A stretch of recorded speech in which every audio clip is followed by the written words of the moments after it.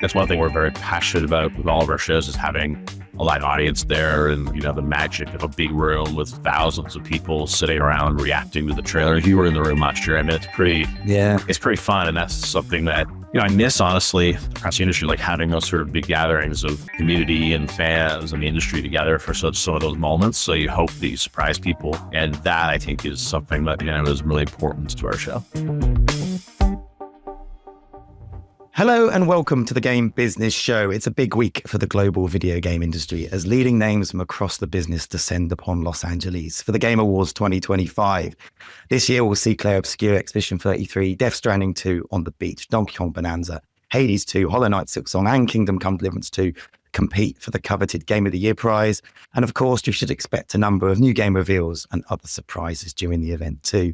And to help us look forward to it all and give us some insight into how it all comes together, I'm pleased to welcome the host, founder, curator, organizer of the Game Awards, and of course, co-founder of the game business as well. It's Geoff Keighley. Hello, Geoff. Welcome to the show. Thank you, Chris. It's good to finally be on TG. Yeah, it's you managed to stay away for the best part of 9 months. I know. Congratulations. I'm really glad that you're doing this, and it's been amazing to see how it's growing, and I'm enjoying it. Obviously, I'm involved, but also I think you're serving a great role in the industry and have a lot of great content. So congratulations to you on a great first year. Yeah, well, this is going to be like 20 minutes of the two of us just saying nice things about each other. Questions if you want. Well, we're recording this less than 2 weeks from the awards. It must be madness. What's going on behind the scenes? I imagine there's 1,000 plates you're spinning at the moment.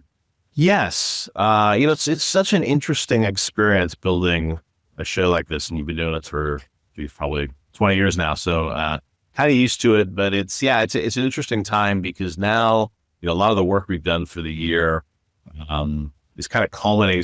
There's a little bit of calmness to it because we're starting to actually see some of the games, the trailers coming in. We know the nominees now. We just heard the first pass of the Game of the Year Orchestra medley that Lauren Balf's doing, which sounds great. It's kind of controlled chaos. Actually, that's partially because we have such an amazing team planning the show. So of course there are always, last minute things going on. It's very busy, but it's like the culmination of the whole year. So it actually gets exciting now because we see things are coming to fruition. So I get excited about it leading into the show. And again, it's partially because we have such a great team in the industry and everyone works together. We planned this. So who knows, maybe I'm sure next week we're in the Thanksgiving weekend here in the US. So I'm sure next week there'll be some drama about something, but we're working hard, and I hope it's been a good show. Last year's it was the first year I went last year, and obviously it was a special one. It was an anniversary year. It was some big guests. There were some massive games. But has that set the bar a bit higher now? Do you feeling a bit more pressure, or you seem relaxed, surprisingly? I mean, it's so hard every year. I think we're in the zone now where it's like literally anything we say, anything we tweet, think that there's sort of some teasing or something going on. Look, these shows every year is different, I would say, right? If people say to me, it's like, you opened with, The Witcher last year, so what's The Witcher of this year? And it's like, but 3 years ago, I can't remember what game we started with. Like, it's just one of those things where people remember the most recent show. Look, it was a very special show, but we're really proud of that one. But yeah, this year it's like a different show. And, I would say people have different favorite games and different things they want to see. It's such an interesting year, I think, even on the nominee side, right? I'm sure we'll talk about that. Such sort of a strong kind of independent representation and year of like 3 of the games being indies. So yeah, I mean, what I love about these shows is that every year is different. It's kind of unpredictable about how people will respond and what they're expecting.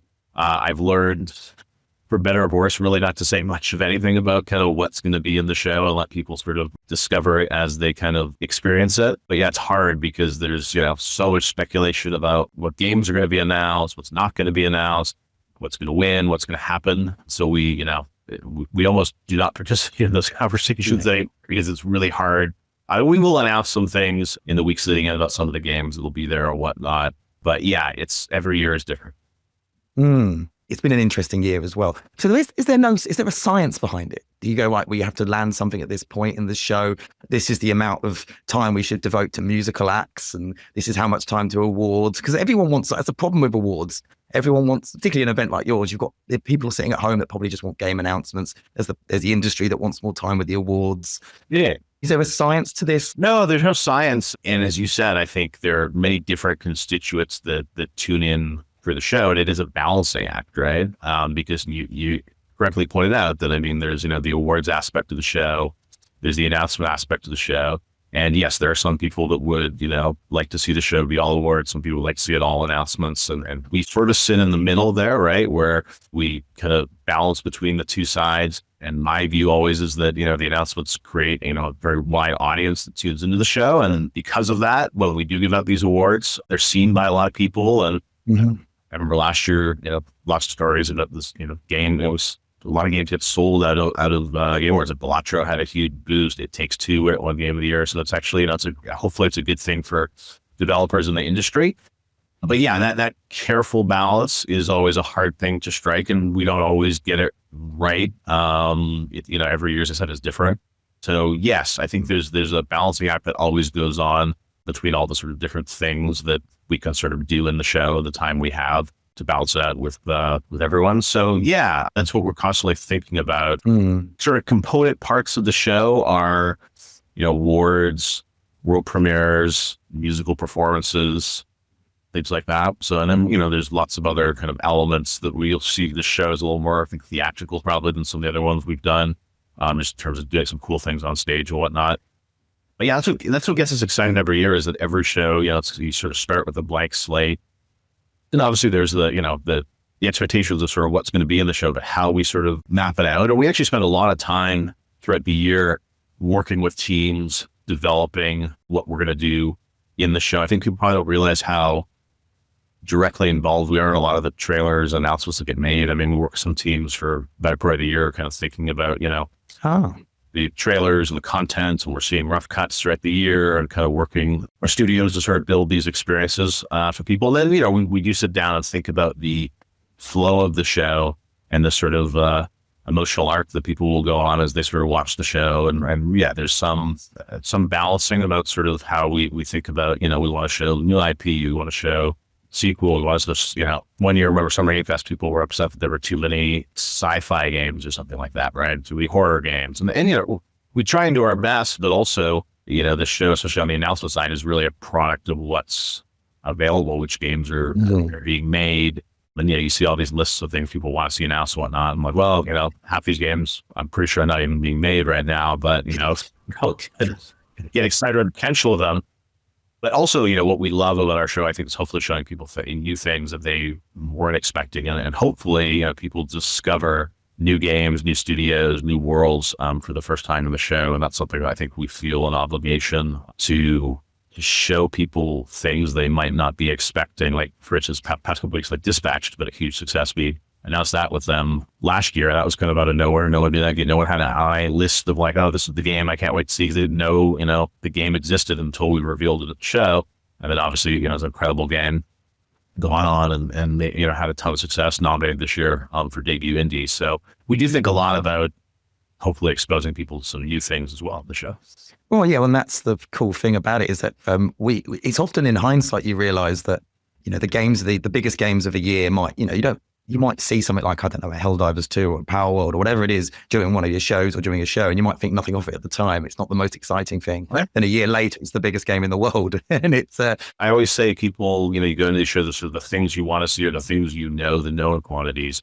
And hopefully, to your point, there will be things in there. And look, there's some games that are never in our shows and go on to be huge successes. We're not necessarily the only way to find... No. By any means, right? And it's to your point, their game. I remember Helldivers is a great example. We did something with that, I think, a couple of years ago in the show, the year before it came out. I think it came out in February.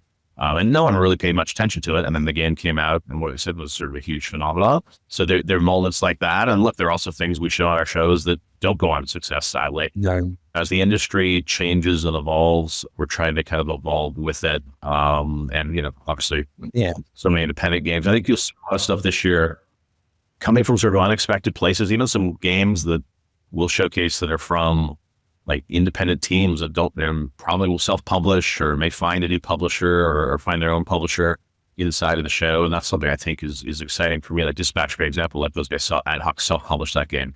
And I think we're seeing more of that with the rise of digital distribution. Yeah. Us working with teams and not even, they may have other financing sources or other ways versus a traditional sort of publisher model. So we're seeing that kind of evolve with the industry. And of course we'll have, big publishers involved in big games, our franchises.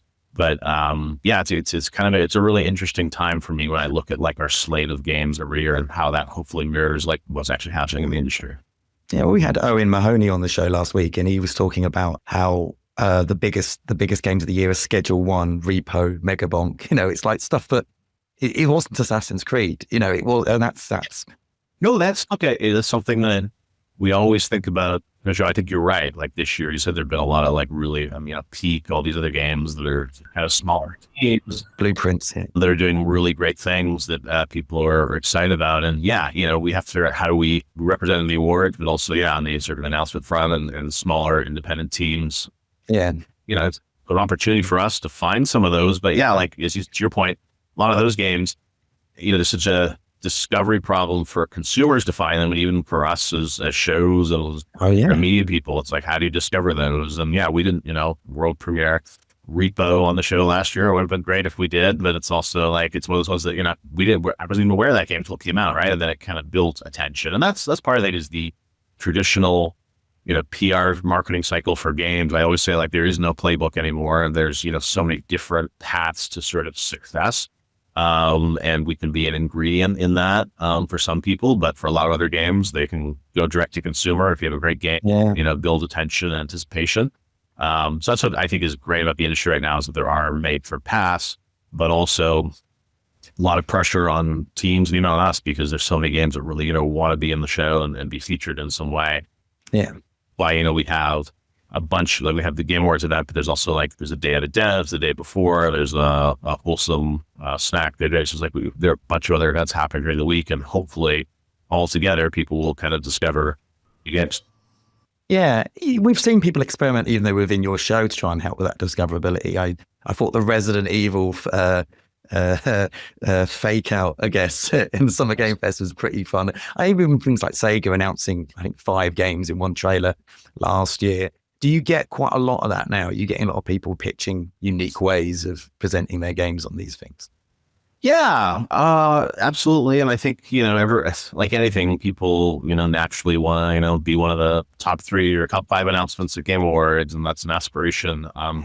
So that's why we talk with a lot of teams about, right, of, what's the right way to sort of show up in the show. And we talk a lot about, showing gameplay, not just, CG stuff, or, what we call hybrid trailers, where it's like some, computer generated, pre-rendered stuff, I would say, and then some gameplay. And again, certain games will have different approaches. But we talk about that, and also to your point, like how can you do something that's buzzy and unique inside our show? But as I said, it's a busy show and there are lots of games. It's always fascinating to me because you look at like the wish list of things coming out of the show, and what's exciting is I think consumers are, they're not just wish listing one game, they're wish listing 10 or 15, or they are discovering a lot of things in our show. So I don't think it's a winner takes all approach, but certainly some, marketing people, other people, it's like you got to win, right? And like which trailer has the most views and, things like that. Like who won E3? Who won the Game Awards? Always, some analysis and number of articles. So I mean, look, it's, you're in the business media. It's like lots of people do these kind of tail of the tapes of, right? The top 3 trailers of Game Awards and whatnot. And again, like certain times,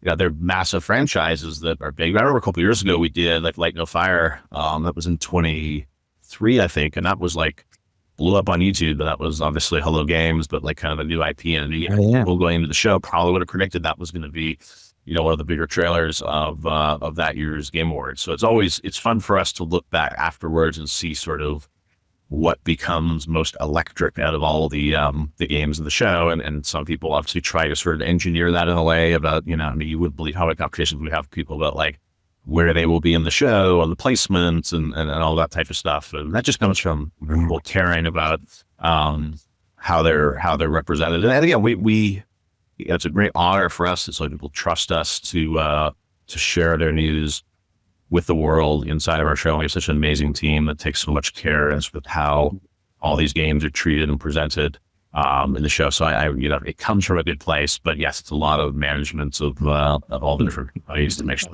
it feels good. The day. Are you making any changes this year? Is anything, what's different about 2025, or is it more of the same? Yeah, it is. It's just tricky. People always ask us that about like, what's the new thing? The core show is pretty similar. I think it's a new set of games, a new set of nominees and whatnot. But nothing sort of drastically different. The orchestra will still be there. We'll still be announcing games. We'll still be giving out awards. And the distribution side, we're doing something cool with that Prime Video that'll run the show for the first time this year. It's awesome about that, which we're excited about. We've had cool, we did some issues up with Spotify on the music side that we'll be talking more about soon. So yeah, I think, this year we had such a successful anniversary show last year. It did so well. I think we spent a lot of time this year thinking about sort of what are the new avenues we can take in terms of sharing sort of the show and the experience with more people. Prime Video, I think, is a great example of sort of broadening beyond just the traditional sort of distribution methods. So that's probably like the biggest sort of news in terms of distribution. I'm trying to think of other things that we're doing, but generally, as you said, like the format of it, as you said, people will always debate. It's a healthy debate, right, about what the balance is. And again, 1 year will be too much one direction, one will be too much the other direction, and it's hard to pregame that because we don't really like the show is a show. Also, part of the magic of this show is it's a live event, and you don't know what the speeches are going to be, or or the moments. Like last year, Sen's intro to Game of the Year was sort of very prophetic in a way that then led to, like we were saying, like, oh, Clair Obscura, that was the game. And he was talking about the Oracle, right? And the idea that, that the game that will, rise up this year will be, unexpected place. That's why it's sort of exciting when we get to the show, because you kind of don't know how it's all going to play out. And I think the energy of a live show, and that's one thing we're very passionate about with all of our shows, is having a live audience there, and the magic of sort of a big room with thousands of people sitting around reacting to the trailer. If you were in the room last year, it's pretty fun, and that's something that I miss, honestly, across the industry, like having those sort of big gatherings of community and fans and the industry together for some of those moments. So you hope that you surprise people, and that, I think, is something that is really important to our show. Being in the audience was quite a different experience to watching at home. I felt like it helped that I'm a big 21 Pilots fan. I love the Muppets, and everyone loves Harrison Ford, right? So I'm sitting there. It blew me away in a way that perhaps I don't always get from home. If I'm being the sort of cynical journalist watching things on the screen, but it was those moments in the I remember last year we did like the Witcher piece and the CD Projekt logo showed up. Oh yeah. And people, there's a report crowd, and you sort of feel that online a little bit when you hear some of the sounds. There's nothing replaces the magic of a live event. So yeah, we're like, and it's important for us also to have like a lot of fans there in person, right? A lot of the other big award shows in other industries don't really have a consumer component to them. And I think for us, the fact that there are a lot of fans there amongst the crowd live, I think really differentiates us from some other industries. And we love that aspect of it.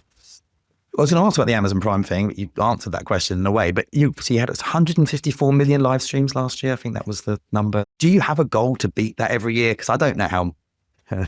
Again, people always ask us, like, what's your expectations? But honestly, we have never, maybe it's a fault of ours, that we don't really think about that. I don't even know how you wrap your head around sort of that. And we don't say like our goal is, 5% growth here or there or anything. And here's our tactics. So we just honestly make the best show that we can based on the games that are out there and the year that was in the industry. And look, I think we benefit from the proliferation of more people streaming content, watching content globally. We've just seen this sort of natural increase. I said to our team for many years, like, I'm sure there will be a year when the numbers go down or stay flat, or we had this big bump in COVID, right? Where it almost doubled, I think, from like 40 to 80 or something like that. I remember in 2020.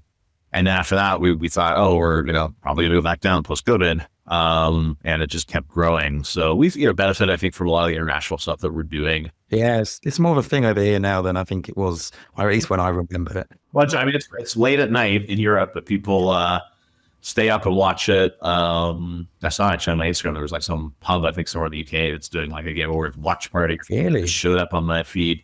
Asia's been massive for us. China, India, we're doing a lot there this year with a network called Star, which is kind of an emerging market for us. So yeah, I mean, I think as you said, we're adding more distribution, so that naturally helps sort of numbers increase to some degree. So it's not always kind of apples to apples, but yeah, generally on like Twitch, YouTube, we've seen pretty consistent growth. But no, to answer your question, we have no expectations. I said the number, if it's down slightly, as long as we made sort of a show that we're proud of and the industry thinks was good, that's much more important. So that's why the benefit that we have is we can really just focus on the show. Yeah. We're not promising people a certain number or anything like that. It's like, hey, we're just going to do the show that we do, and hopefully the audience shows up. That's worked well for us for 10 years. So no, we don't have some target on our board or something like that. It's really like, hey, let's just break the show we're going to make and hope people watch it.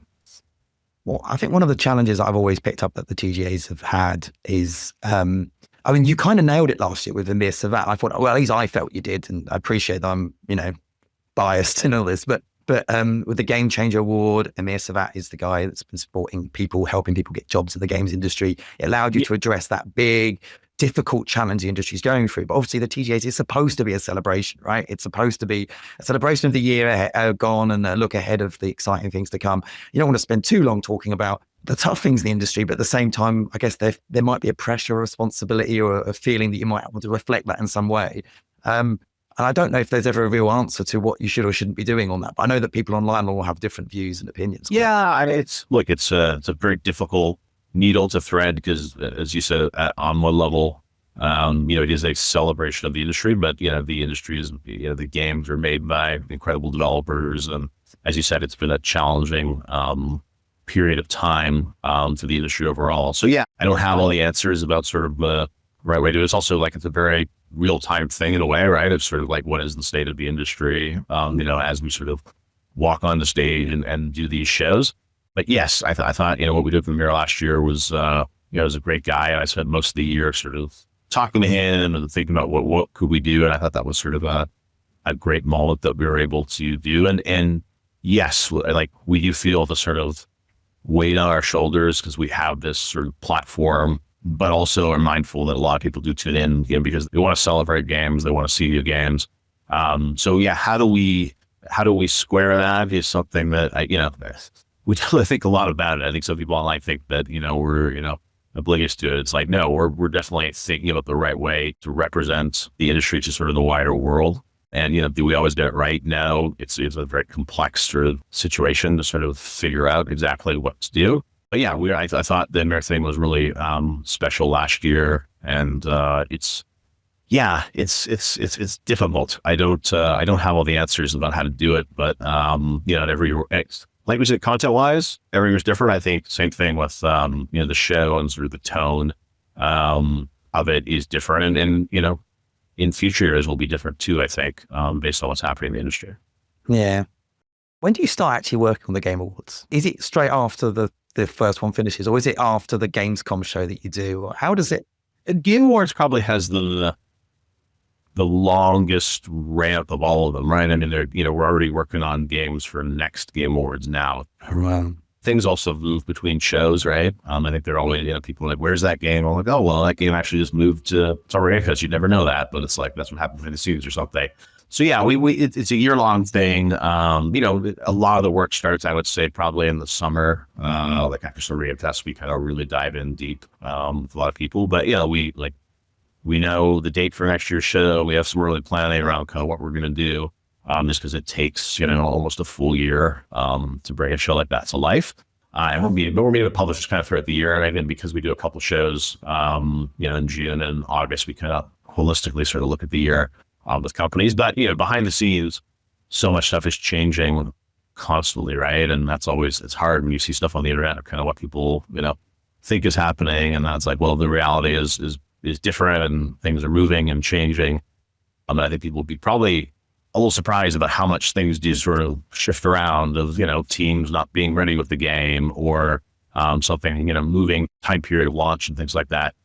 just because, that happens in the industry. And we're sometimes a part of that, right? As people kind of figure out what they're going to do. And it's obviously even something like, GTA, like, moving dates or stuff like that, right? And that obviously has like sort of a domino effect with, other publishers and kind of what they're going to do and where they're going to put their games and whatnot. Yeah. Do you get many things change at 11th hour then? You suddenly find things drop out or new things come in? And yeah, there's always stuff that, I guess it depends on how you define 11th hour, but yeah, by now I think we pretty much know what's happening in the show, but yeah, there've been years where things have, surprised us. And I think there was one year, I can't remember, a few years ago, where there was a game that we were going to do. And then I think we got a call the week before, so, oh, by the way, the game's being canceled or something. Oh, wow. So it's like, we're going to announce that one or something. And yeah, there's definitely stuff. And I always say, like, usually in October time period is usually something that we probably think is going to happen that, is maybe just not ready. Right. And that's the other thing is I think, games and these trailers are, artistic expressions in a lot of ways, from, at least the best of these developers who really have something. And, maybe the gameplay's not quite ready, or they're not quite feeling, they're going to delay the game for 6 months. And that sort of means, hey, we're going to, move the announcement. And that's the other thing is, so before there's no playbook, so there's always a debate about, like, is it, what's the right time to announce a game? Is it too early? Is it too late? How long should the PR cycle be, right? I saw that with Witcher. People were like, oh, yeah, they had CDPR, so they'll have rates call it, Witcher's not going to be their Game Awards this year. And I was like, news, because it was there last year, right? And it's sort of like, well, it's obviously, it's not at the Game Awards this year because they're not ready to show more on it. And, that's, some people have the school of thought of, a game should be announced and, ship it 3 months later. Other people are like, hey, it's going to be multiple years of waiting. And that's interesting because, last year we had Intergalactic and Witcher sort of big bookends. And then, people are wondering sort of like, well, when are they going to show more? What's going to happen? But then when you don't show things that are further out, everyone sort of is like, well, wait, where's the things that are, years? The other big game you had was Elden Ring Night Reign, which is like, out in the next 4 months, 5 months. So yeah, it was the opposite end of that. Yeah. That's the thing is they're like, same thing this year. I'm sure we'll show things that are not coming out for, 3 years or something. And then there'll be things that are, coming out very quickly. Right. So, there's no playbook and everything sort of is different. And, yes, but that leads to some of the changes, right? Because sometimes people, like, does a game need a 6-month PR cycle? Does it need 12 months? Does it need 18 months? It's also, as you know, the games business, they think it's going to be 6 months, that ends up being 12 months because they're all more harder, right? So there's like, Yeah. I'm conscious of the time. You've got these tempo events now, you've got 3 of them in the year. There is a big gap though between the Game Awards and Summer Game Fest. Yeah, because you don't have one in Q1. Is there? Yes. Is anyone ever asking you to put more into the year? People have asked us. Honestly, I think we have enough of them right now. And, I think it's good for us to take a bit of a break. And I'm mindful of the time we ask consumers to sort of watch these things and be a part of them. And look, I used to do a weekly show on television, a decade ago, right? And it was like, we were doing things every week for people. And I think there's something magical that we sort of do go away. And then when we come back, it's going to sort of be, a grouping of a ton of stuff. And look, we're supportive of a lot of other ways to announce games and stuff too. And yeah, I said there'll be things that will need to be announced in March or April, because that's when they announce them, and we have that sort of that vehicle there. So yeah, there's nothing imminent kind of planned about doing another one. I think we really like our cadence now, sort of these 3, and I think it's good for us to take a bit of a break and prep for. Summer Game Fest was really growing over the past couple of years, and we already announced a date for that in June, so we'll sort of be building that one, which I think is going to be a really. Things could change, but I think it's a pretty good one overall. So no, I think we're pretty set on sort of the slate of things. One of the things about the Game Awards, I think people sometimes don't. When I speak to other publishers in the industry, they often go, I'd love to know what it is, what's going to take for my game to get in the Game Awards or Summer Game Fest, whatever it is. But my response to them is, and you correct me if I'm wrong, Geoff, but it's an element of, it's difficult to say because it's curated, because it's like, you might see a game that looks great, but you're like, I've got 3 other similar games in it. That's how I imagine it is in reality. Yes. There is no science. There is no playbook people can play. It's just, you've got to make a great game and then hopefully it fits. That's sort of, what we do is we look at our team looks at all this stuff. And at your point, it absolutely is kind of, the genre, the types of games. And, we look at like different genres across the board, even, think about kind of like the global nature and developing games, right? And sort of where we're showcasing. Yeah. I'm not saying by any means that we do it perfectly, because there is sort of, there's an artistic aspect to it where it is just sort of one of the things we want to do. We also realize that, the role and responsibility we play there, and sort of it means a lot to people. And it's always heartbreaking when we say we can't fit in sort of, certain games. That's why I'm supporting all these other avenues and ways to sort of get games out there. Because we see like Steam Next Fest has, thousands of games, right? Yeah. We do try to kind of balance things and yes. So I think it's, yeah, and sometimes people will email us things, and sometimes we'll see things, and we're just like, "Wow, this is completely unexpected and cool. Let's roll it into the show." So we like to sort of surprise ourselves in a lot of ways, right? Because they're the things that we proactively go out and sort of ask for, because we kind of assume they're happening, or they're teams that have done great things before. But what we love is like discovering new teams and new projects that sort of no one knows about yet, and we've done that where we put things on stage because we just believe in the games. Dispatch was a great example of one, I think, last year. That, I think they told a bit of their story, but they were sort of kind of not sure what they were going to do with the game. And I saw it and I said, we just believe in this. It's just like, let's just put this on our stage. We think it's going to be a great thing, a great game. And, it turned out to be awesome because it launched that game. And then, we always stories like that. I'm not saying we always get that right. And there are lots of games that have never done, even Clair Obscur, right? I don't do anything with that game when it first got announced. And now it's, the most nominated game in Game Awards history. Yeah. So we don't always sort of bat 1,000 the things that we sort of look at. But yeah, we spend a lot of time looking at projects across the board. Yeah, it's always sad when we have to turn things down, but we just function of, I'd say curating the group of things that are the show, and it's already a long show, as you and everyone else knows. Well, that's the thing, right? You always got people. And one of the things I used to, I've run awards that are on a much smaller scale. But after every one, people go, the awards are too long. Also, can you add these 5 new awards into the event? And it's the same. It's the same people saying the same thing. Yeah, it's like you're exactly right, and that's people will say present more awards to the show, and it's like the show to get longer, but then people want more announcements, and yes, like we understand there will be that debate and that discussion, and we also care. We realize how passionate people are about this, because the show does sort of represent their passion point to the wider world. Just playing games. So that's why I encourage people to sort of express their opinions on what they want to see and what they hope to see in the show. And every year is different, so it's very hard to sort of predict what the reaction will be. And that's why we wake up the next morning and we sort of see how people feel about it. And last year I think people generally liked the show. The year before people didn't, right? And it's sort of one of those things like we're gonna show up every year and keep building it with the industry, and people don't like something, we come back again and try and do better. Yeah, that's the joy of it, I guess. And I was going to ask a question about the fact that we're heading into this multi-platform future, and everyone's sort of pushing, like PCs become such a big thing, and you're the multi-platform show, right? And I guess, I don't know, I'm imagining that's benefiting you in some ways in terms of more people want to be on your show, but also makes it even harder to make those choices. Correct. I think we've, we're sort of a platform agnostic show. All our shows are. At your point, I think, Steam for sure. And I think the growth, especially of Steam in China internationally, I think has been really, big for a lot of publishers. And you'll see, you'll see a bunch of games on our show this year that'll be, I think probably just announcing for Steam. And I think they're still figuring out what they're doing console wise and stuff like that. Yes, it's been a benefit that I think we reach all audiences. Even Microsoft publishing across all platforms. In many ways, it's like they want to court the PlayStation players and the Steam players more than ever, right?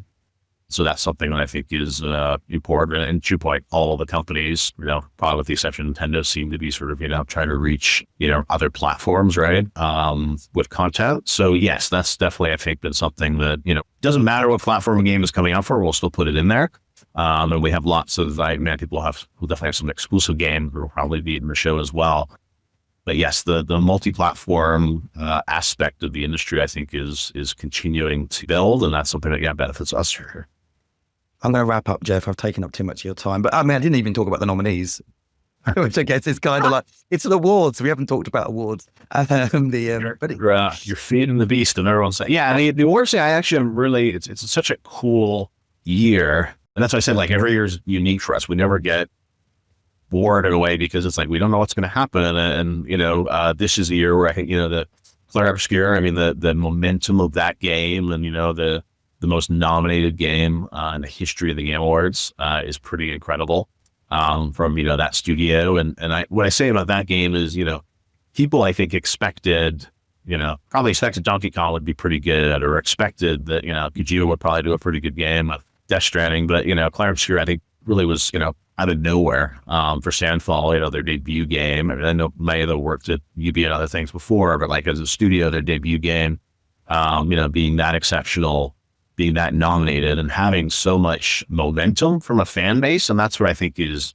it happened with Baldur's Gate. It's, there've been other years where sort of there's been a game that I think, the fan, people don't just like a game. I mean, they really, it's their passion for it gets for a particular game.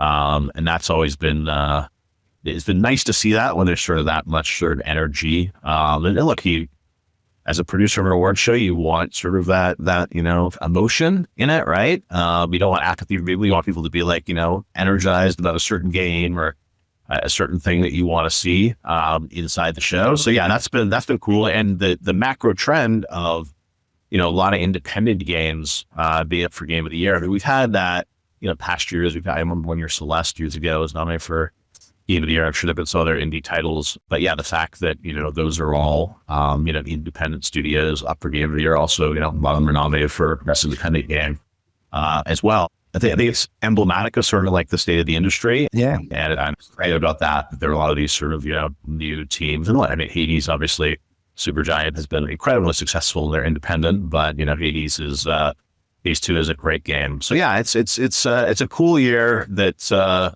there'll be things that didn't get nominated that people will be upset about. But generally, when we see the list, you're like, oh, that's like a pretty cool list this year. Like I felt, so I think generally the reaction, the reaction to nominees, every year is different, right? From the fan communities and whatnot. But I think generally this year, of course, there are always things that are snubs or people, upset about. But I think generally, the community seemed to think that the overall nominees were, relatively solid this year. And that's, the jury that votes on them, not us, as I have to remind everyone. Yes. But it was, I think it's going to be an interesting night to see how it all ultimately breaks down. A lot of the innovation industry, it's a lot harder for the AAA companies to innovate these days. And it's a lot of the toughest coming from the independent scene. So yeah. But look, Geoff, thank you so much for your time. I know it's been a tough year, but I think the stuff you've put out over the last 12 months, and look, I'm not remotely impartial. I know that, but I think it's been fantastic. And I wouldn't say it if I didn't mean it. We feel the weight of what we're doing. And, we work so hard, our entire team really all year to try and just do our best to represent the industry and represent what we all care so passionately about in the show. So yeah, it's hard for us, as you've probably heard me say a couple of times, to find sort of the right balance between all these things and all the constituents. So we just try and sort of lead in a way of like what we think is going to be the best approach. And, we take the feedback in and we try and sort of evolve every year about what we're doing. So we're, yes, at the beginning, how do we feel? It's like there's a nervousness always because it's, you plan all year for this 2 or 3 hours.